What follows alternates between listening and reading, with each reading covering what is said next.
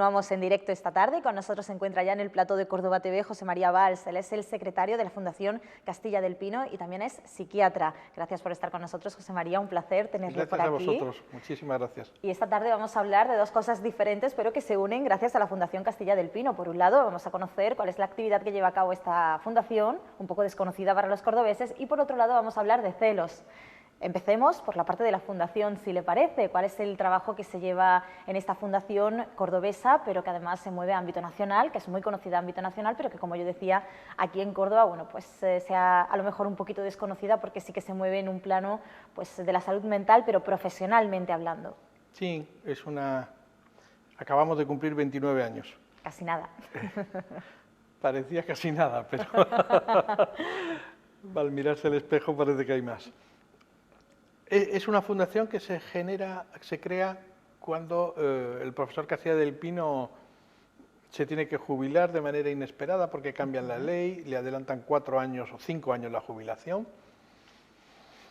Quedó una vez más al margen de la universidad y, bueno, los que lo rodeábamos pensamos en generarle un ámbito en el cual él pudiera seguir su tarea docente. Sí. Y después la fundación se hizo mucho más importante que eso. La idea de la fundación matriz en la que acaba cuajando es, en aquel momento, la universidad y la psiquiatría española, fundamentalmente porque la universidad era así, estaba muy cerrada a la psiquiatría internacional. Había como un nicho, un gueto, más bien, que impedía tanto a los psiquiatras españoles formarse fuera, cuanto a los psiquiatras extranjeros formarse en España, venir aquí y, bueno, y poder contactar con ellos. Y esa fue la idea inicial de la fundación. Instituimos un premio de la fundación para señalar a los psiquiatras que más estaban influyendo o más habían influido en la historia de contemporánea de la psiquiatría, de la psicopatología y la psicología. Creamos un jurado internacional en el que había representantes, pues en el primer jurado había profesores suecos, ingleses, franceses, americanos, españoles, por supuesto, italianos. Y la idea era, los miembros de la fundación, que en aquel jurado era el profesor Castilla y yo, teníamos voz pero no teníamos voto.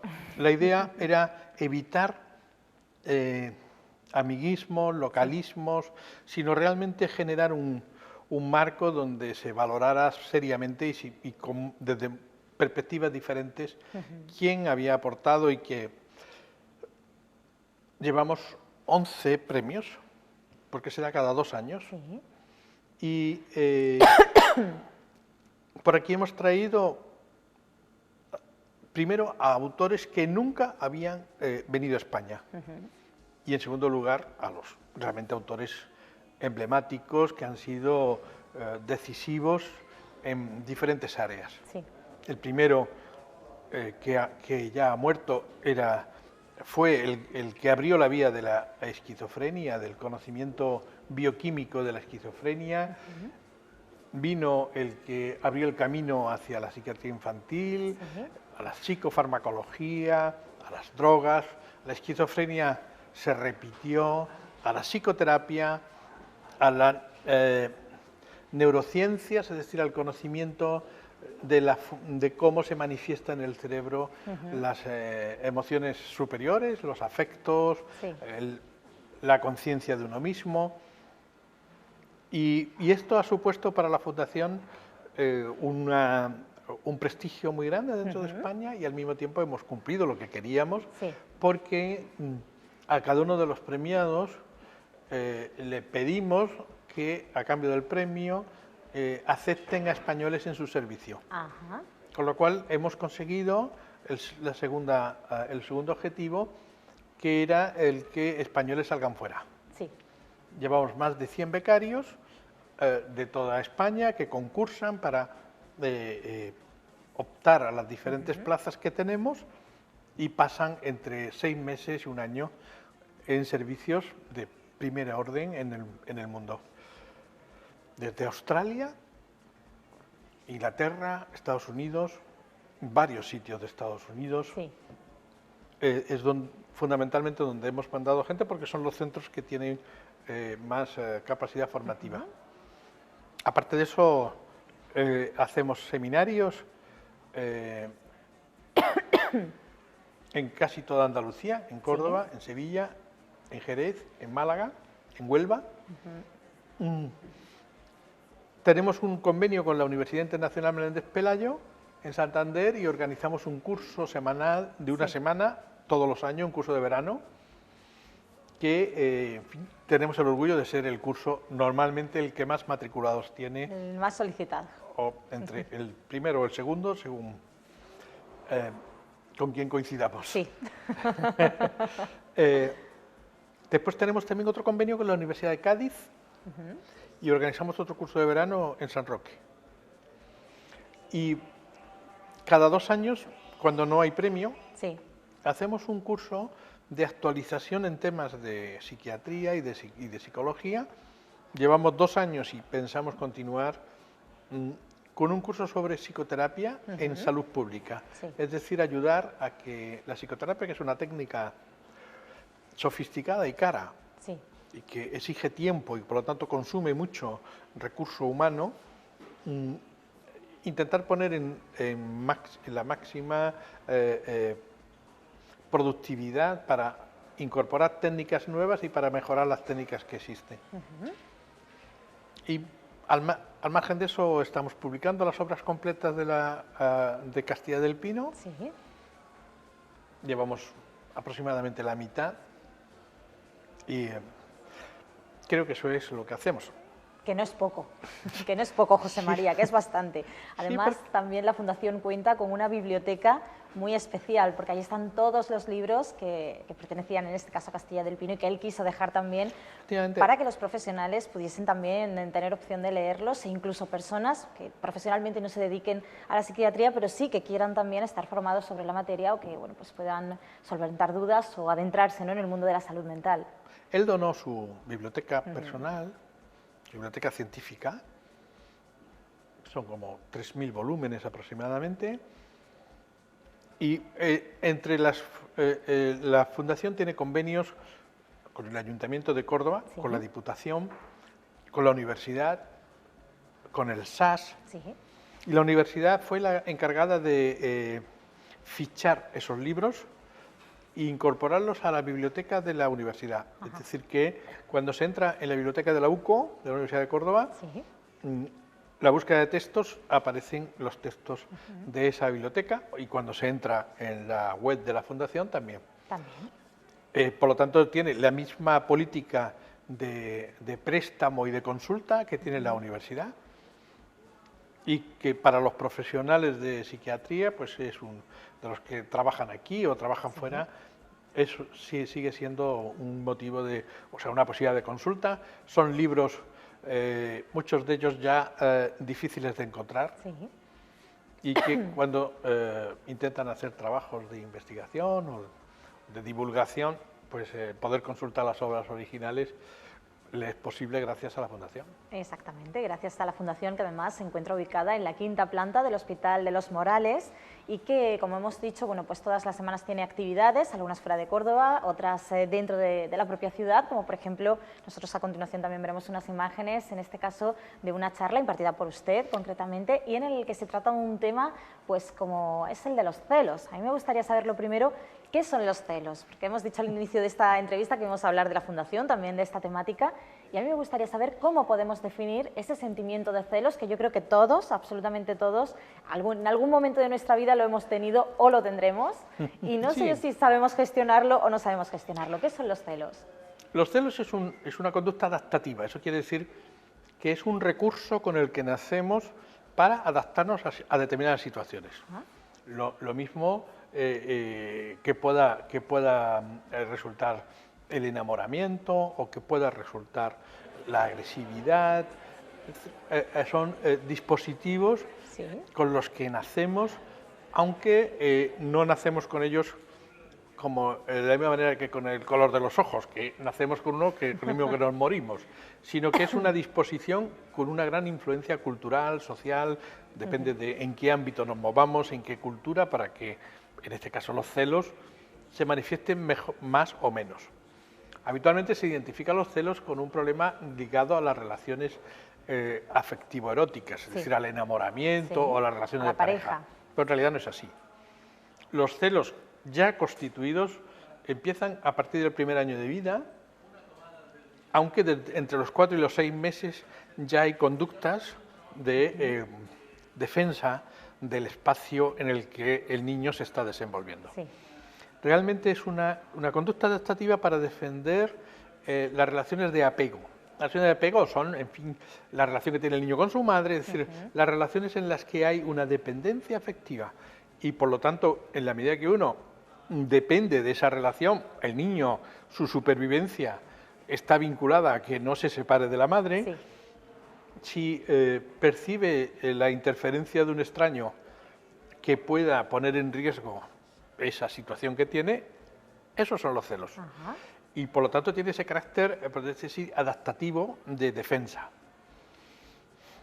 Pero al mismo tiempo, lo mismo que el dolor, también es una defensa y sirve para avisarnos de que algo va mal, también se puede convertir en una patología, cuando ya el dolor deja de cumplir su función o cuando esa defensa del espacio afectivo deja de cumplir su labor. Unas porque no existe rival, sino que se lo inventa el celoso, y otra porque no tienen salida, es decir, que sistemáticamente eso está ocurriendo. Sí. La conferencia que yo di tenía su sentido porque en los últimos años el conocimiento de la bioquímica de los celos y de la imagen cerebral de los celos ha fijado muchas de las cosas que ya sabíamos y ha abierto nuevas puertas. Concretamente, la reacción del niño y del adulto ante los celos es como hay doble. Por un lado hay una desconfianza hacia la persona, hacia la otra persona, a la que se quiere o a la que se quiere estar cerca, y a la vez hay un disparo de sentimientos opuestos, es decir, de estar más apegado. De ahí que con frecuencia los celos en las relaciones afectivas se confundan como manifestaciones de amor, porque el celoso, por un lado, desconfía de la persona y al mismo tiempo le despierta un gran afecto hacia la persona de la que tiene celos. Sí, podemos decir que el ni contigo ni sin ti, ¿no? Que lo utilizamos también de una manera tan peculiar a la hora de hablar, ni contigo ni sin ti. Así podríamos decir que es ese sentimiento de celos. Una paciente me lo resumió muy bien. Sí. Me dijo, es que si no te pega, no te quiere. Bueno, pues ese confundir los celos con expresión de amor es algo que ocurre coloquialmente, habitualmente, pero sin embargo es mentira. Ajá. Esos celos que empiezan a ser anormales no son celos porque uno quiera a alguien y tema perderlo, sino que son celos porque uno no puede querer a alguien y gracias a los celos vive una situación como si lo quisiera, porque se provoca ese disparo de algunas de las hormonas que controlan la relación. En el caso de los varones es una hormona, la vasopresina, que sirve para regular la tensión arterial, y en el caso de las mujeres es la oxitoxina, que es una hormona que provoca el parto. Sí. Y que parece que está vinculada, además de provocar el parto, vincula a la madre con el hijo. Ajá. Pues la vasopresina, que se dispara con los celos, el que eso sea así hace al celoso vivir como que lo quiere. Pero al mismo tiempo, sin el rival, sin la existencia de celos, no tendría ningún sentido la relación.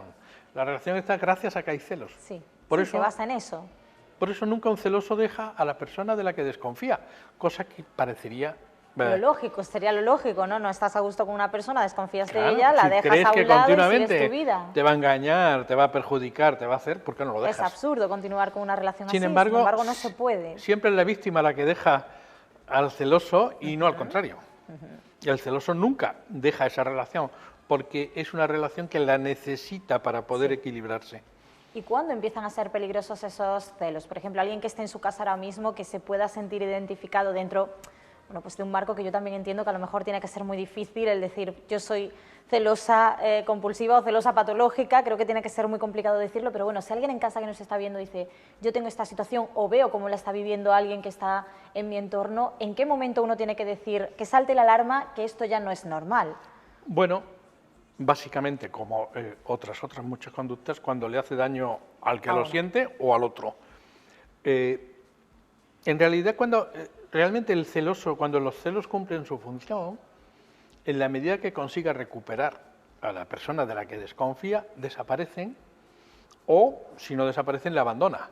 Es decir, si realmente la situación es ya no me fío de ti, porque ya nunca había confiado, pues si de ahí lo abandona, tiene unos celos, digamos, normales. Sí. Han servido de alarma, han advertido de que algo puede ocurrir, sea o no cierto. Advertido y o se restituye la situación anterior y se recupera esa confianza o se abandona.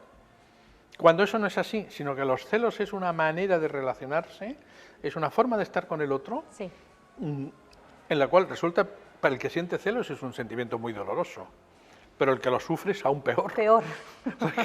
Se siente que está acusado permanentemente de cosas que ni siquiera son reales. Que no son reales, que son inventadas o son exageradas o son tergiversadas por el celoso, con lo cual genera ese malestar.